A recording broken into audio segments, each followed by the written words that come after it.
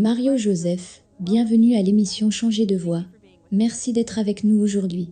Je vous en prie, que Dieu vous bénisse. Je suppose que nous pouvons commencer par une question simple. À quoi ressemblait ton enfance? D'où es-tu originaire? Parle-nous un peu de vous. Mes arrière-grands-parents viennent de Turquie, mais ils sont venus s'installer en Inde. Dans le sud du Kerala, un endroit appelé Wayana. C'est une belle station de montagne. Nous sommes 6 enfants à la maison, et je suis le 3e. Quand j'étais dans le ventre de ma mère, il eut une infection de l'utérus. Donc tous les médecins ont dit que l'enfant mourrait dans l'utérus.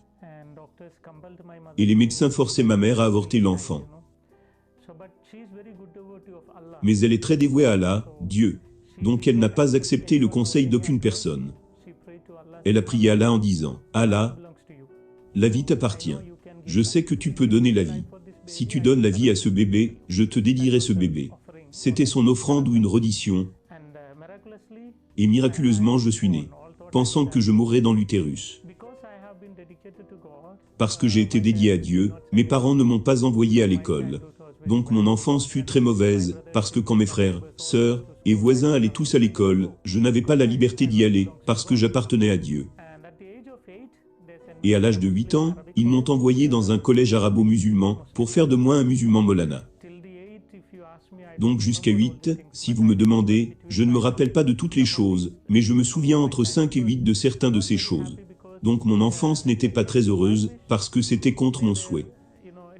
Vous savez, ils ne m'ont pas demandé, « Es-tu prêt pour aller pour Dieu ?» Rien de tel. Ils ont eux-mêmes offert, et ils ont dit que tu es pour Dieu. Tu es devenu un imam avant d'avoir 18 ans, n'est-ce pas? Oui. Comment cela s'est-il passé? Ok. Pour nous, pour devenir musulman Molana, cela signifie que vous devez étudier la philosophie et la théologie. Donc dans la philosophie, vous aurez 5 ans, ou presque. Pendant ces 5 années, vous aurez à étudier la métaphysique, l'épistémologie, la logique, etc. et la langue arabe également. Puis le deuxième terme est votre période de théologie. Il est appelé Muqtasar. Le premier est Muqtasar, et le second est Motowel. Donc dans la période de Motowel, vous aurez à étudier la théologie. Vous savez la théologie morale, et la théologie coranique, les lois de charia et toutes ces choses. En déant les 10 ans, certaines personnes être âgées de 12 ans, mais ceux qui sont très bien, dans les études avec des performances, en déant les 10 ans, ils peuvent achever leurs études. Alors j'ai fait mes 10 ans d'études dans ce collège arabe, celui situé dans Sud Kerala. J'ai fait mes études là. Quand exactement as-tu commencé à penser que cela n'était pas vrai? Quand as-tu commencé à t'éloigner de l'islam, ou je veux dire, quand as-tu commencé à te tourner vers le christianisme? Ok. Alors que je travaillais dans un moshi musulman comme un imam, comme un prêtre de la congrégation, une fois je prêchais dans la mosquée que Jésus-Christ n'est pas Dieu. Pour moi, Allah seul était Dieu. Et je crois qu'Allah ne s'est jamais marié, donc pas de fils pour Allah. Donc j'ai prêché là, que Jésus n'est pas Dieu. Alors quelqu'un m'a demandé qui est Jésus, de la foule, peut-être un musulman.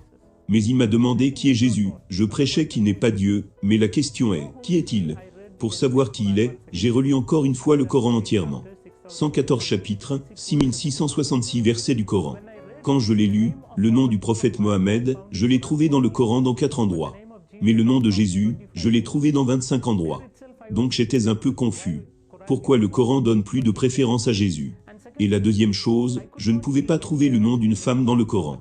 Le nom de la mère du prophète Mohammed, ou le nom de la femme, ou le nom des enfants. Rien. Dans le Coran il n'y a que seul, le nom d'une femme que j'ai trouvé, Mariam, la mère de Jésus. Pas le nom d'autre femme. Et dans le Saint-Coran, chapitre 3 le nom du chapitre, c'est « Famille de Mariam ». Et le Saint-Coran chapitre 19, le nom du chapitre lui-même est Mariam. Un chapitre est Mariam. Donc j'étais très curieux, pour savoir pourquoi ce Coran dit toutes ces choses.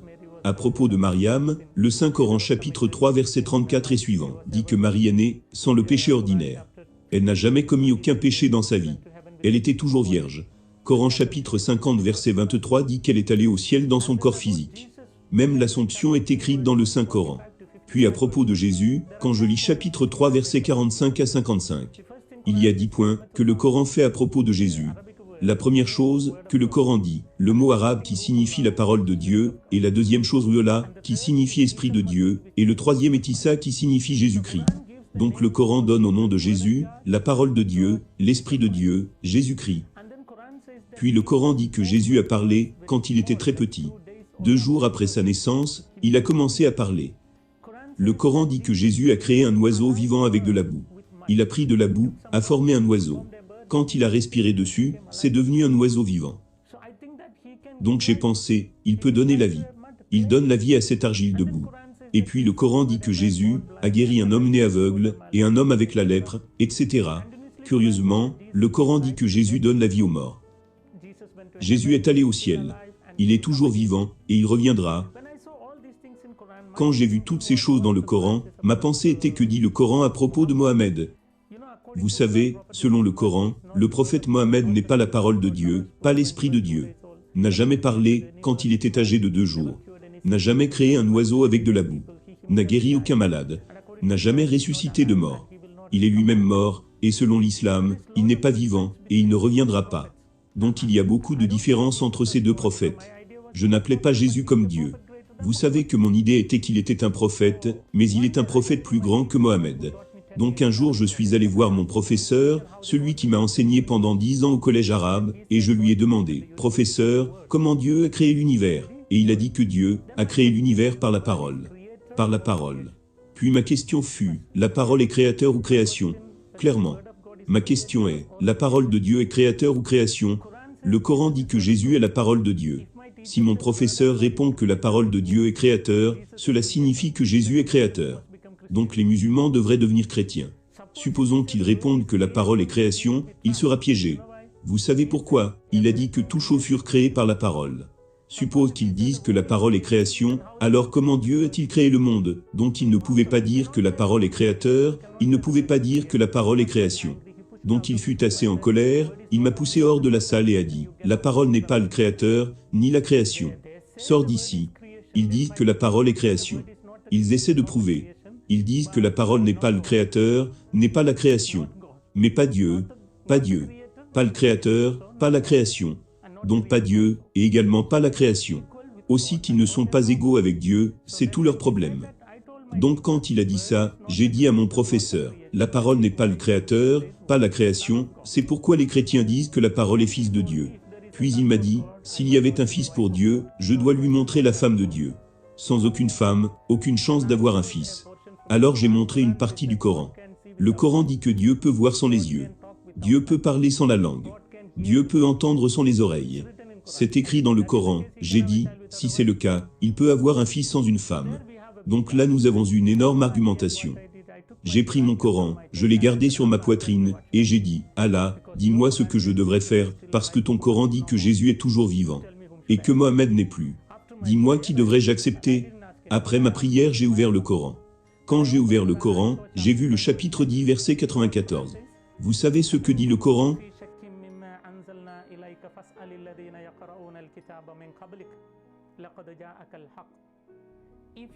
Si tu as un quelconque doute dans ce Coran que je vous ai donné, va et lis la Bible. Ou demande aux gens, à ceux qui lisent la Bible. La vérité est déjà révélée. Donc si vous me demandez, qui a fait de moi un chrétien, ce n'est aucun père, ce n'est aucune nonne, ce n'est aucun évêque, ce n'est aucun cardinal, ce n'est pas même le pape. Mais le Saint-Coran m'a converti au christianisme. Donc après avoir vu cela, j'ai décidé d'étudier la Bible, et je suis allé dans un centre de retraite appelé le Centre de la Retraite Divine, qui est en Inde. Nous avons 7 langues de retraite. Beaucoup de personnes y viennent chaque semaine. Vous savez, chaque semaine du lundi au vendredi, il y a retraite résidentielle. Beaucoup d'hindous, musulmans et chrétiens, et différentes dénominations de partout le monde, les gens viennent là-bas. Donc je suis allé là-bas, pour faire mes études bibliques. C'est comme ça que j'ai eu une relation avec le christianisme. Ok. Est-ce à ce moment-là que tu as décidé de devenir chrétien? Ce n'était pas immédiatement après mon arrivée.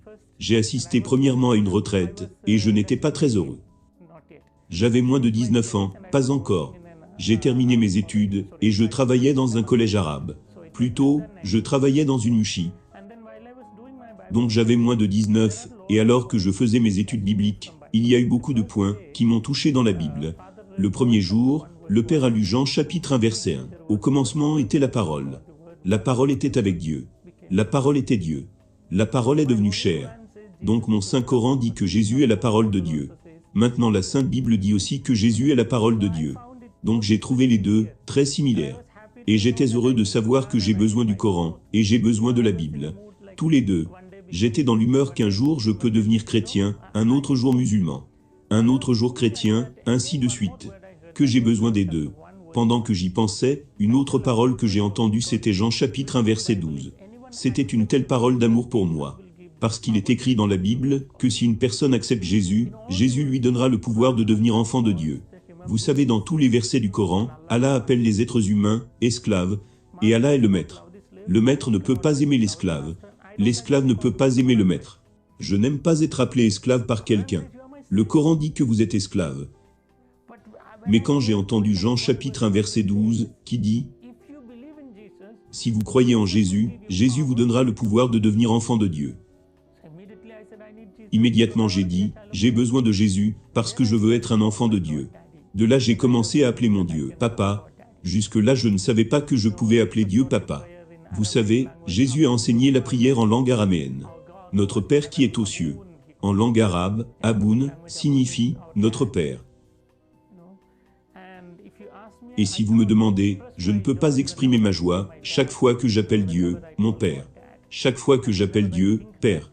Et chaque fois que je pense que le Créateur de l'univers est mon Père, j'ai une sorte de joie que je ne peux pas exprimer. C'est au-delà de mon. Une expérience ne peut pas expliquer. Seulement vous pouvez comprendre par expérience. Donc j'aime vraiment appeler mon Dieu « Père ». De là j'ai décidé d'accepter Jésus. Donc c'est là que tu as pris la décision de devenir chrétien?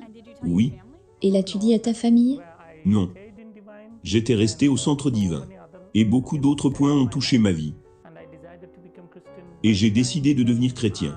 À ce moment, je manquais à la maison, donc mes parents ont pensé que j'étais dans ma moshi. Et les gens du moshi pensaient que j'étais à la maison. Quand ils ont tous les deux communiqué, ils ont compris que je n'étais pas à la moshi, ni à la maison. Donc ils ont cherché partout. Ils ont donné des avis dans les news, dans beaucoup de journaux, à la télévision, etc. Enfin, ils m'ont trouvé dans le centre de retraite catholique, et finalement mon père vint là-bas. Et c'était horrible, parce qu'il m'a battu sauvagement. Je saignais du nez, et j'étais inconscient. Et il me ramena à la maison.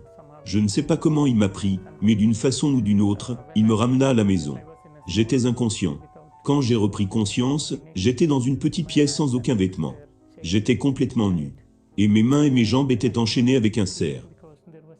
Et je ne pouvais même pas parler, car il y avait de la poudre chili dans ma bouche, nez, yeux et vous savez, partout où il y avait des blessures, sur ma peau, ils ont appliqué du chili là aussi, pour que j'ai des brûlures. Et ils ont fait tant de choses, car il est écrit dans le Coran, dans plus de 18 endroits, de combattre les non-croyants. Et il est écrit dans certains endroits de tuer celui qui rejette l'islam. Donc mon père était en train d'obéir à la loi du Coran. Donc il veut faire quelque chose. Et pendant ces quelques jours, ils ne m'ont pas donné de nourriture ou d'eau, et j'étais séché, et quand mes lèvres se blessaient, j'essayais de lécher le petit saignement, pour mouiller ma gorge. Puis mon frère est venu, et a uriné dans ma bouche. Il disait, « C'est la punition pour toi de croire au Christ. » Et ensuite, après plusieurs jours, sans nourriture, ni eau, mon estomac est devenu essoré, et mon corps était devenu faible. Et je suis devenu comme un squelette. Finalement, j'ai perdu le pouvoir de ma mémoire. Je ne pouvais même pas penser, parce que pas de nourriture, pas d'eau. Donc comme un homme mort. Je ne sais pas combien de jours, plus de 20 jours dans la chambre. Et un jour, mon père vint dans la chambre, et il retira ma chaîne. Je n'étais pas réveillé. Et il serra ma gorge très profondément, pour savoir s'il y avait la vie dans mon corps. Donc quand il serra très profondément, je ne pouvais pas respirer. Donc quand j'ai ouvert mes yeux, j'ai pu voir un grand couteau dans sa main. Alors mon père dit, « C'est ton dernier moment, aucun espoir. » Il dit, « Si tu as besoin d'Allah, je te permettrai de vivre. Si tu as besoin de Jésus, je vais te tuer. » Vous savez que j'étais dans les entrailles, tous ont dit que je devrais mourir, mais ils m'aimaient tellement. Ils ont prié, et ils ont eu la vie pour moi. Et maintenant ils veulent me tuer. Donc je ne sais pas. Je connais très bien mon père, il allait me tuer. Donc quand j'ai su que c'est mon dernier moment pour la mort, j'ai pensé, de toutes les façons, Jésus est mort, mais il est revenu. Si je crois en Jésus et que je meurs, moi aussi, j'aurai ma vie. Vous savez, une sorte de joie. Il est mieux de mourir en Jésus. Quand j'ai décidé, soudainement une lumière tomba sur mon front. Une lumière, quelque chose tomba sur moi. Et il y eut comme une sorte de choc électrique, traversant toutes mes veines. J'étais tellement énergique, vous savez, à partir de quelque part, un flux énergétique vint dans mon corps. Et je ne pouvais pas me contrôler moi-même. Il y avait plein d'énergie dans mes os. J'ai retiré la main de mon père. Et j'ai crié, Jésus. Quand j'ai crié, mon père est tombé sur le sol. Quand il est tombé, avec le couteau qu'il tenait, il y eut une grosse blessure sur sa poitrine. Et il y avait des saignements, et une sorte de mucus sortait de sa bouche, et il criait. Et eux tous étaient dans le choc, mes frères et ma mère, mes sœurs. Ils ne savaient pas ce qui se passait. Donc ils pensaient que mon père était déjà mort. Donc ils ont pris mon père, et ont couru à l'hôpital. Quand ils couraient à l'hôpital, ils ont oublié de verrouiller la chambre de l'extérieur. Et j'étais dans une énergie que je ne peux pas vous expliquer, parce que j'étais squelettique, sans nourriture durant plusieurs jours, plus de 20 jours, squelettique mais très énergique. Donc je suis sorti et mis les habits de mon père, j'ai couru pour un taxi, pris un taxi, directement pour aller de là. Sur le chemin, le taximan était un chrétien. Donc il m'acheta des bonbons, des jus et toutes ces choses. Il connaît mes luttes, et il m'emmena à Pota. Et il me contacte même jusqu'à présent. Il est très bon ami à moi, le chauffeur de taxi. Donc je suis allé de nouveau à Pota. Depuis ce jour-là, j'ai réellement compris que mon Jésus est vivant, même actuellement. Quand je l'appelle pour mes besoins. Il m'a sauvé. Ce qui signifie qu'il est présent ici même, alors que je vous parle. Donc c'est ma vie. Partout, je sais qu'il est présent. Car maintenant, après ma conversion, il y a 18 ans, je n'ai jamais pensé que les musulmans me permettraient de vivre 18 ans. Et j'ai même prêché au Moyen-Orient, où les Arabes sont venus, rien ne s'est passé. Donc ce qui veut dire que mon Jésus est vivant, et il me protège. Mario, est-ce que ta vie est en danger? Est-ce que les gens essaient de te tuer? Oui. Même après cette expérience, tant de fois ils ont essayé de me tuer. Et à la fin, mes parents, vous savez, ils ont fait une cérémonie funèbre simulée. Vous savez ce que c'est comme un reniement, un rejet. Vous savez ce qu'ils ont fait? Ils ont fait ma statue, et l'ont enterrée dans une tombe. Et ils ont écrit ma date de naissance, et la date de ma mort. Ils ont écrit ma date de naissance originale, mais le jour de ma mort, le jour où je suis devenu chrétien. Quand j'ai pris le baptême. Donc c'est ce jour-là pour eux. Et ils m'ont enterré. Dans ma ville natale, j'ai ma propre tombe. Un de mes amis, un ami chrétien, quand il est passé par là, il a pris la photo de cette tombe, et me l'a envoyée. C'est comme ça que j'ai su que j'ai une tombe. Donc après ça, plus de contact avec mes sœurs que j'aime beaucoup. Ma mère que j'aime vraiment. Mais aucun espoir. Humainement, je dis aucun espoir, mais Dieu peut les toucher en un moment. Donc je prie. Et même s'ils n'acceptent pas le christianisme, je dis toujours que Jésus, s'il te plaît, emmène-les au ciel. Où je suis, j'ai besoin d'eux, donc c'est toujours ma prière. Et tu n'as pas peur de mourir? Jamais. Jamais. Tu ne dois pas l'être non plus. La peur de la mort est en fait une folie. Vous savez pourquoi? Tous ceux qui sont nés devraient mourir un jour. 100%. Nous devons tous mourir. Tu dois mourir. Nous devons tous mourir. Que vous ayez peur, ou n'ayez pas peur, vous devez tous mourir. C'est un fait. Et je dirais que c'est la seule assurance que vous atteindrez sur terre. Mais Christ qui est mort, est revenu. Donc j'ai espoir que si je meurs en Christ, moi aussi je vais revenir. Donc il vaut mieux être sûr de la mort, et qui devrait être en Christ, parce que Jésus a dit très clairement que je vais à la maison de mon Père. Romains, plutôt Jean chapitre 14 verset 3. Je vais à la maison de mon Père. Il y a beaucoup de demeures, et je vais préparer une pour toi, et je reviendrai pour vous prendre. Donc je suis tellement heureux de savoir que mon Jésus est en train d'arranger un grand bungalow pour moi là-bas. Quand il aura fini, il reviendra pour me prendre. Je pense que c'est un grand bungalow, parce que durant les 18 années passées, les musulmans ont essayé de me tuer, mais ils ne pouvaient pas me tuer. Ce qui signifie que la construction est toujours en cours. Quand ce sera prêt, alors il reviendra pour me prendre. Alors les musulmans pourront me tuer. Jusque-là personne ne pourra. Donc je n'ai pas peur de la mort, parce que c'est un fait. La seule chose auquel je pense, après ma mort, quoi, avoir la vie éternelle. Vous avez besoin de Jésus. Ma foi est que chaque religion dit, le bloc entre Dieu et l'homme est le péché. Et dans l'islam, pour le péché, ils offrent des animaux. Pour leur péché, ils sacrifient des animaux. Dans l'hindouisme, c'est la réincarnation, puis la réincarnation. Seulement dans le christianisme, Jésus lui-même a pris mon péché et ma punition, et il a enlevé ce péché de moi et il m'a rendu pur. Et il peut me livrer à Dieu le Père en disant, il est pur. Je l'ai purifié. J'ai enlevé toutes ses transgressions, et sa punition et ses péchés. Donc maintenant vous pouvez l'emmener au ciel. Donc Jésus est mon sauveur, il est un homme parfait, parce que je suis un homme, mon sauveur devrait être un homme. Et il est parfait pour Dieu, parce que j'ai besoin de la vie éternelle, uniquement Dieu peut donner la vie éternelle. C'est très simple de vous le dire, les conséquences du péché, c'est la mort. Les conséquences du péché sont la mort. Donc pour enlever la mort, ce que vous devez faire. Pour enlever l'obscurité, vous devez apporter la lumière. De la même manière, pour enlever la mort, vous devez apporter la vie. Quelle vie? Dans l'Ancien Testament, il donnait la vie des animaux, parce qu'ils croyaient en la vie dans le sang, et le sang animal. Et les musulmans font encore cela. Mais pour enlever ma mort, j'ai besoin de la vie éternelle, et où je peux obtenir la vie éternelle, seulement de Dieu, et cela est donné par Jésus à la croix.